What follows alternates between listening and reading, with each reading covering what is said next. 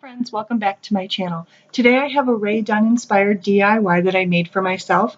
It is a tablet holder that I can use to read my recipes in the kitchen. It was very inexpensive. I used a plastic photo holder from the Dollar Tree, a piece of wood from Hobby Lobby, and 2 pieces of wood from a game that we have at home. So let's go ahead and get started and I'll show you this DIY. Today I'm going to be making a holder for my tablet or phone. I have a holder for this tablet. It's a 7-inch tablet.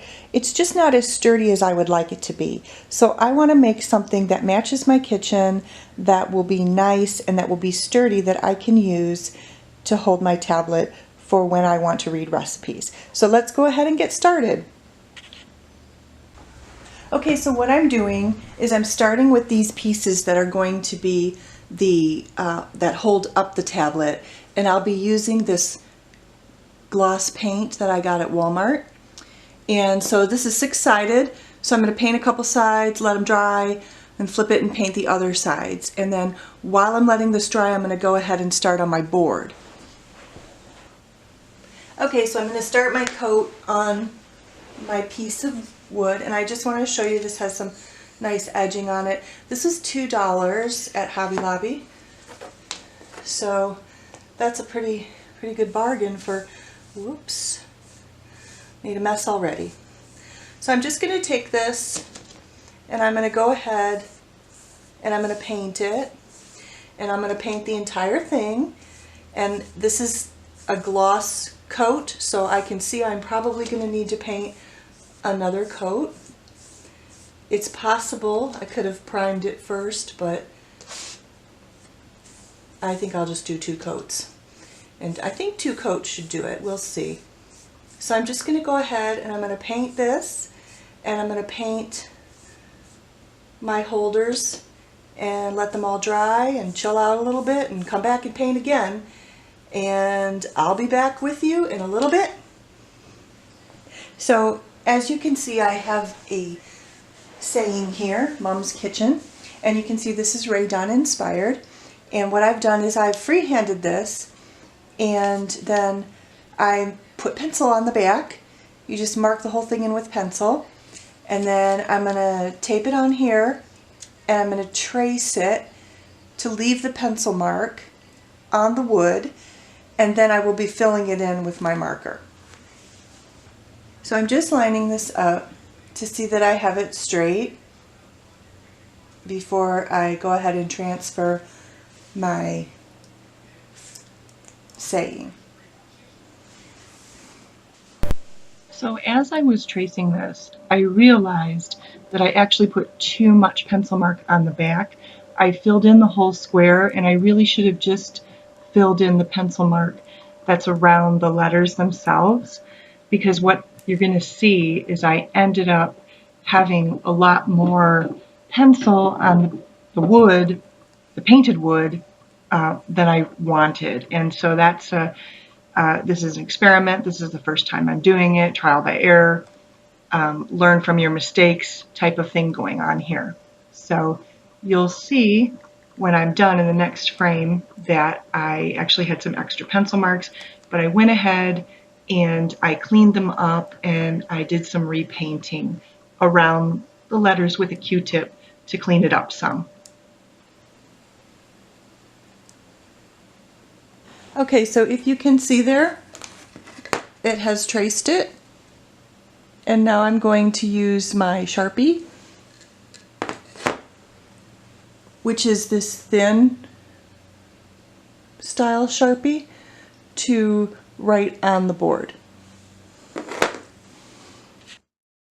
So I'm starting to trace the marker here, and I apologize because I had to put this on my kitchen table so that I had good stability to write properly, because I was painting it on the floor.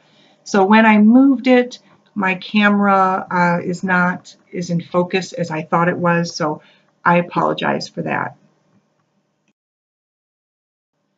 You know, when you're filming something as you're doing it, there's really no do-overs. So tracing it with the Sharpie is a little bit tricky I keep coming over here and dotting like the pencil lead off and getting more of a clean stroke. But the good thing is once it's in the groove there, it's just, I just follow the groove in the wood and it's not really difficult. So I'm just going over it to get it as dark as I want it in certain spots. I've had to go over it maybe 3 times.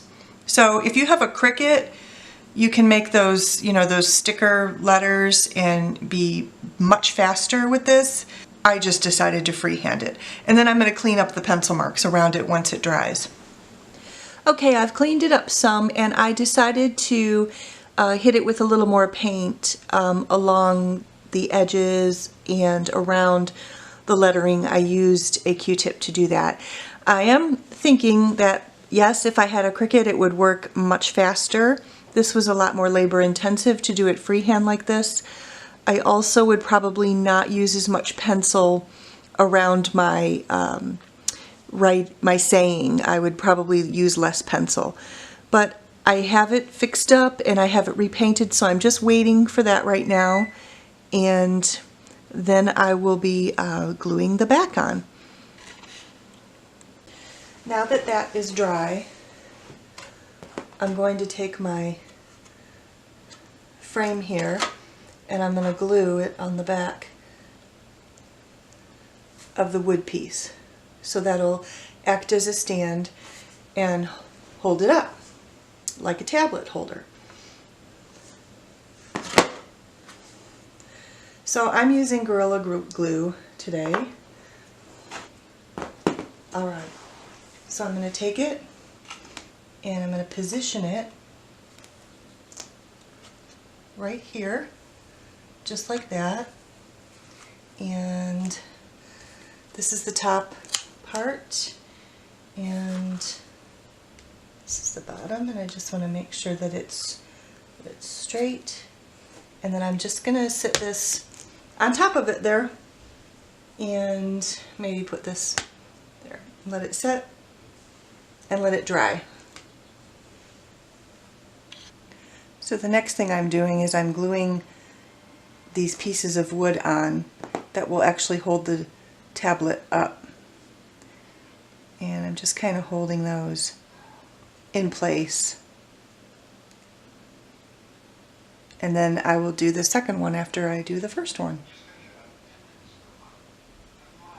So here is my finished product. I'm really happy with the way this turned out. It matches nicely in my kitchen and it's pretty sturdy. I've used my tablet on it and I'm really happy with it, and it's going to help me out a lot when I'm reading my recipes. So if you like what you've seen here, please comment, give me a like or a subscribe. I'd love to hear from you. I hope you have a happy Mother's Day, and I will see you in the next video.